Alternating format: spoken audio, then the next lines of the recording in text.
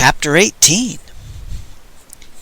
Every historian is faced with a chapter in which he cannot win. If he includes the relevant material, he will send his readers screaming into the night. And if he doesn't include it, he isn't writing history. Thus, scholars wrestling with the wars of the Three Kingdoms must grit their teeth and include learned commentaries on the 7 sacrileges of Cao Cao. And I must confront the task of transcribing the words of a horrible ostler. It was difficult for those first hearing him not to conclude that his speech was simply another weapon in an overstocked arsenal. But no, it simply reflected his second obsession, his first being murder. "Ox," Master Lee once told me, "never forget that 6th-degree ostler too is half aborigine. Our forefathers stole the fertile fields from his people and chased them into rocky mountains where there was almost no food. Then mineral deposits were discovered, so we chased the survivors into malarial marshes where there was even less food. Hunger became the heritage of aborigines, their birthright, and in a psychological sense, 6th-degree ostler too was born starving." Today, as the ostler comes closer and closer to deification, even minor editing of his pronouncements is considered to be heresy. If I leave out one adjective, I may be ripped to pieces by the howling mob, but I plead special circumstances.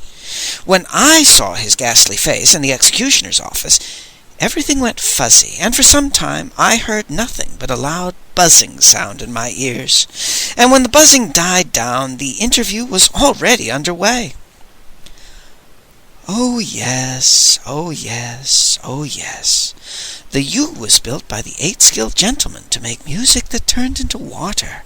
Water of the setting sun, my old grandmother called it, although the name is probably as misleading as 3-fish lamb soup, which contains no fish. It also contains no lamb. The characters for lamb and fish, when written together, mean delicious. So the name is actually 3 delicious soup, and it is made from chicken breasts, abalone, ham, bamboo shoots, snow peas, sesame seed oil, chicken stock, and rice wine. I like to serve it followed by Tsu Tung Po's carp, which is extremely simple, as befits a creation of genius. You just wash the carp in cold water and stuff it with the hearts of cabbage, and rub it with salt, and then "Ostler too," Master Lee interjected.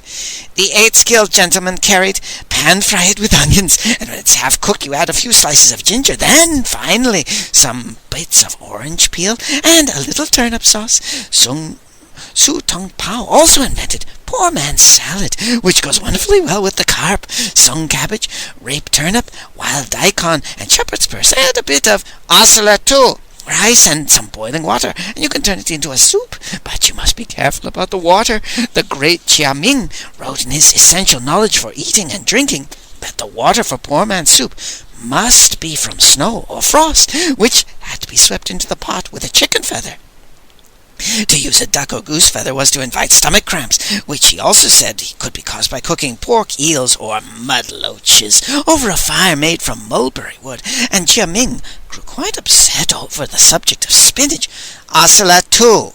The 8-skilled gentlemen carried cages that they sometimes use for communication, but I think they contained something else that was guarded by 8 demon deities. Do your people say anything about that?" Master Lee asked. "Oh yes, oh yeah, oh yes, cages, oh my yes. The cages held the keys." "Keys to what?" "Keys to the music that turned into water, of course, and the guardians were said to be very strange, and almost as dangerous as spinach, which Chia Ming said is an alien substance imported from Nepal, a very unpleasant country inhabited by perfidious men, and its character is cold and slippery, and eating it weakens the feet and causes stomach chills, and if young dogs or cats eat the spinach, it causes their legs to bend so they can't walk. In that case, the dogs can at least be used for kengzin, the canine stew Confucius loves so much. He put the recipe in the Book of Rites, but I don't know what one can do with bent-legged cats." "Ostler." Unless the cats happened to be nursing mothers. I read that the boy Emperor Ching Tsung was devoted to clear wind rice, which was made with rice, dragon's brains, dragon eyeball powder, and cat's milk. But to tell the truth, I think cat is a misprint. Besides, that could be a dangerous dish if the cat was white, because white cats climb up on roofs and eat moonbeams, and eating moonbeams can cause people to go mad. Of course, cats are consumed along with everything else in the South, where they even eat giant water... Osler too! Master Li shouted. The 8 demon deities who guarded the keys in the cages had a brother, born human, who became a great cavalier. Do your people know anything about him? Brother? I didn't know they had a brother who was human. They were very strange, and a brother would probably be like the giant water bugs they eat in the South. They say they taste like lobster, but in fact they taste like soft, overripe cheese, and they serve them with dried, salted earthworms that don't taste of anything except salt. In southern Hubei, they eat the fried flesh of white flower pit vipers and stewed marmots, and in Lingnan, the delicacy is baby rats. Honey peepers, they call them, because the little things are first stuffed with honey and then released upon banquet tables, and they crawl around going beep, beep, beep, and diners pick them up by the tails and pop them into their mouths and eat them raw. The better houses tint the creatures with vegetable dyes to harmonize with the service. Emerald baby rats peeping around purple porcelain bowls, for example, from which come faint hiccups. Osler too.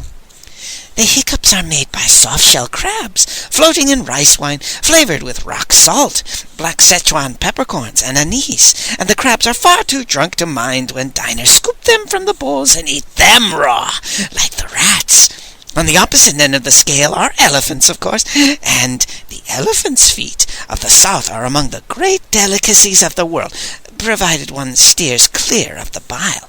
Elephants store their bile in their feet, and it moves from foot to foot with the changing of the seasons, and a bileless foot is stuffed with dates and baked in a sweet-sour mixture of vinegar and honey.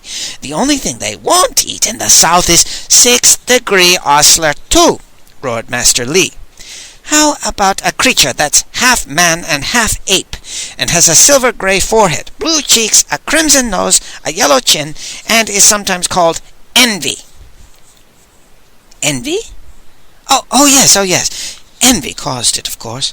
Somehow he got the gods to turn their backs on earth, and he had the sun ready to set the sky on fire, and he had the birds of pestilence ready to strike, because of the solstice, you see. If the solstice didn't take place, and the sun got hotter and hotter, but that was where the 8 skilled gentlemen took over, and when they finished with Envy, he was as harmless as a lamb. Which is what they won't eat in the South. I think it's a misunderstanding involving lamb liver, which can be poisonous if eaten with pork, just as common ginger can be poisonous if eaten with either hare or horse meat. Not that horse meat needs help to be poisonous. Emperor Qing swore that horse kidneys were deadly, and Emperor Wu Ti told Lan Ta, the court necromancer, that Ta's predecessor had expired from eating horse liver. Still, a horse's heart, when dried and powdered and added to wine, will restore memory, and sleeping with a horse skull for a pillow will cure insomnia. Oceller, and another use for horse leads us back to lamb. In barbarian Rome, lambs grow from the earth like turnips, and when they're ready to sprout, the farmers build a fence around them to keep out predators. The baby lambs are still tied to the earth by their umbilical cords, and to cut them is dangerous, so the farmers get horses and have them run round and round the fence. Oceller. The lambs get alarmed and break the umbilical cords themselves and wander off in search of grass and water. And when I get a lamb, I like to save pieces of shank meat for 8 exquisite lion head, which doesn't contain any lion, of course, lamb, lychees, mussels, pork, sausage, ham, shrimp, and sea cucumbers. The name is ridiculous because lion head, in culinary terms, is simply a large sausage. And I think the error was on the part of a tipsy scribe who heard shizi, lion, when a chef really said lychee, or lychee, as in the case of the fish stew, called Oceller too, screamed Master Li.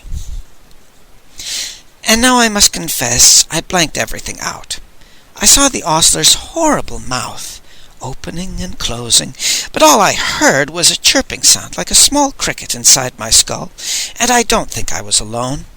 The chief executioner of Peking was sitting at his desk with a silly smile on his face and glazed eyes, apparently listening to birdies chirp in the woods, and he was not pleased when Master Li finally dragged him from his reverie.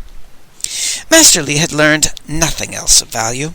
He huddled with Devil's Hand to discuss something I didn't overhear, eliciting more cries of "You're crazy!" and "The world has gone mad!" and finally we prepared to leave. Devil's Hand dragged the prisoner away in a rattle of chains, and there was something oddly pathetic in the ostler's last words to Master Li. "Wait! It's very important! I wanted to tell you that the best lotus roots are those from Nanking Ponds. Get the red horn nuts from Tapan Bridge. Jujubes should be from Yao Fang Gate, and cherries from Ling Kou Temple. You must try the seahorses of Guangdong served with Lanling wine, flavored with saffron, and pork glazed with honey and cooked with cedar wood in the style of—" The iron door slammed behind them. And that, I prayed, was the last I would ever see or hear of 6th Degree Ostler